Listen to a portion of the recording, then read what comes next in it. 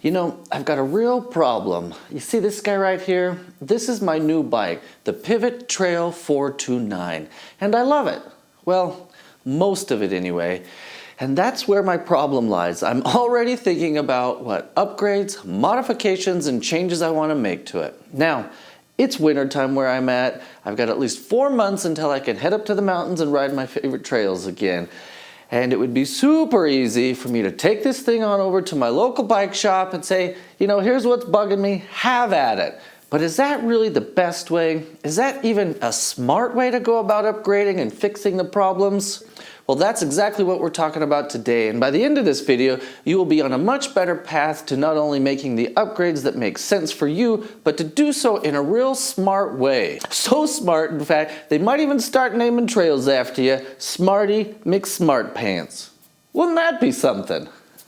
I get so excited when I start thinking about upgrades. I love them. But it is way too early to get this jazzed up. Hold on. Calming breath. There we go. Let's try that again. Hi, my name's Grant, and this is Roo Bike. Let's get into it. All right, so where do we start? Well, let's start with the question, why do we want to make an upgrade in the first place? And for me, it's easy. When I built this bike, I wanted to try a few different things, right? I had my previous bike for almost 9 years, so I wanted to mix things up a bit. And some of those chances I took, they worked out great, and I love them. Others, not so much, and in fact, there's a couple of them that I absolutely really dislike a whole lot. So what if your bike isn't new? What are you gonna do then? Well, easy. Grab your bike, sit it down, and have yourself a nice long conversation with it. Really stare at the thing. Start thinking to yourself, what in the past have I not liked about this bike? What has prevented me from enjoying and getting the most out of myself and my rides and the time I spend on it? By the end of this, your goal is to come up with a list of different things that you think might improve and lead to you having a better experience, right? Maybe that's being faster on the bike. Maybe it's being able to brake more aggressively downhill. Maybe it's whatever, right? That's the great thing. This is personal to all of us. So the goal, get yourself a nice long list. And this leads us perfectly into the next question. We've got what we're trying to improve on. Now we have to answer the question, what are we going to upgrade? Let me share my list with you. Starting from the front of the bike, you see arrows all over the place. I mean, what's going on here? Again, this is just high-level brainstorm stuff. This is kid in a candy store, right? You go crazy at this point. So now what's important is that we've got this giant list of things that we can start working towards. The next thing we have to do with that list is prioritize it. What I like to do is I like to categorize things into buckets, right? Buckets are great for a few reasons. My first bucket is has to change. My next bucket, want to change. After that, maybe someday this is nice, I've seen it on the internet and it sure looks shiny and cool. Okay, before we go on to the next step, let me do a quick side tangent here. Now, I think there is currently, and probably always has been, a big flaw in the bike industry, right? We used to be able to go out and demo bikes, take them to our favorite trail, ride the crap out of them and say, yeah, this bike's for me, I'm about to spend a whole lot of money and I feel pretty good about it. To my knowledge, please leave a comment below if you know differently. I've never been able to go to a bike shop and go, hey, I want to try this set of brakes, and then I want to try this set of brakes, and then I want to try this set of brakes. And in fact, I want to just try these different rotors here. I hate to admit it, these things are crazy expensive. The parts and upgrades and components can be anywhere from a few bucks to hundreds of bucks to thousands of dollars. And I have no way of verifying whether or not they're going to be any good, whether I'm going to like them. So what do? I listen to people. And you know what? Sometimes that works and sometimes it doesn't. For example, I wanted to try some new brakes on this particular bike. So I watched a whole bunch of reviews. People said, oh, these are great. You're gonna really like them. Well, guess what? I hate them. Now I'm in a pickle. What do? Do I try to upgrade them? Do I try and swap them out? What do I swap them out with? Holy crap, that's a lot of money. You see where I'm going with this? I think this is a huge flaw in the bike industry. Give me some damn demo parts and I'm much more apt to make changes, especially changes that are expensive. I don't know what the solution here is, and maybe I'm totally off base and there's a perfectly good way to demo bike parts. If you know about it, tell me. because gosh, this is just silly. All right, back to the program. Sorry about that rant, had to say it. The next step is the fun part. This is where we deep dive into research land, right? Grab your nerd hat, your favorite pocket protector, and your clickety-click mechanical pencil. We're diving deep into the weeds here.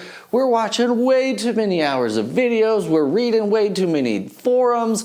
We're chatting with this bike shop and that bike shop. Hey, what do you like? What do you not like? We are getting a great idea here of what our options are, what each of those options entail, and the cost, the time, what's involved. And by the end of all of this research, we'll be at the point where we're ready to make a decision. Is now the right time? Is this the right option for me? Do I think I'm actually going to get the benefit out of this upgrade that the cost is it justified, basically, right? For example, I just ranted about my brakes on this particular bike. If you want to see my full review on it, I'll link it up here in the corner. Now, I'm at a crossroads, and in fact, I'd love to get your guys' help. Am I able to change the feel and the performance and my interaction with these brakes by changing a few bits and pieces, right? Can I change the rotors? Can I change the pad? Can I change the brake lines? Am I ever going to be able to get out of these brakes a level of satisfaction that's worth my time upgrading it and cost upgrading it, or am I better just to bite the bullet and go with a new set of brakes? Now, on that token, what kind of brakes should I pick? I've tried Shimano's before and they work great, but I've heard of these new ones that I've never really tried before from a viewer called TRP. Whoa, those actually sound pretty interesting. And I've seen a set of them and they're pretty. They are gorgeous, they're gold. The ones I saw were gold. I practically fell in love when I first saw them, but I've never tried them. There's not a whole lot of stuff on them. And guess what? I can't test them out. So what am I left to do? Do I choose the old Shimano's that I know work? Or do I take another gamble, like I took a gamble on these, and try the unknown to me TRP brakes? Hate to admit it, brakes are expensive. We're talking hundreds of dollars for these things. So, what do I do? By the end of this research section, you should have a much better idea of the budget involved in each of these things, the compatibility, what's involved in the upgrade, the swap, are you able to do it yourself? Is this going to work out for you? Does the benefit outweigh the cost, the time? So that's really the foundation of doing an upgrade smartly. Since we don't have the ability to demo gear on our specific bike, on our specific trails, I hate to say it, to my knowledge, this is the best way that we can approach upgrades and approach them in a smart fashion. I really wish it was different though. All right, let's jump back to the list here for a quick second. Now, we've got the have to bucket, we've got the want to bucket, and we've got the ooh, that's shiny, maybe someday bucket, right? So maybe it's not the best idea to tackle the giant projects at first, right? Maybe it's better to tackle the low-hanging fruit. Like the brakes for me is a big deal. There's a whole lot of investment in that for me. But another thing I want to change is the belt. That's a much less involved upgrade, right? I want a bell that jingles instead of one that I have to push. What are my options? Okay, easy. Let me go get one of those instead. So maybe that's the plan for you because A, you don't have the time to research, you don't care enough to go through all the steps and that sort of a thing. Great. At least you have your list, you can prioritize it, and you can approach it with what makes most sense for you right now. So that's the process. Rinse and repeat until you either have your dream bike or you've run out of money or you realize, holy crap, maybe I should just buy a new bike at this point. So let me quickly summarize and wrap this whole thing up. Step one, figure out why you want to upgrade. From there, what are you going to upgrade that's going to help you accomplish your why? Next, do your research. What's the best solution for you? What's going to work within your parameters? The last thing, pull the trigger and do it.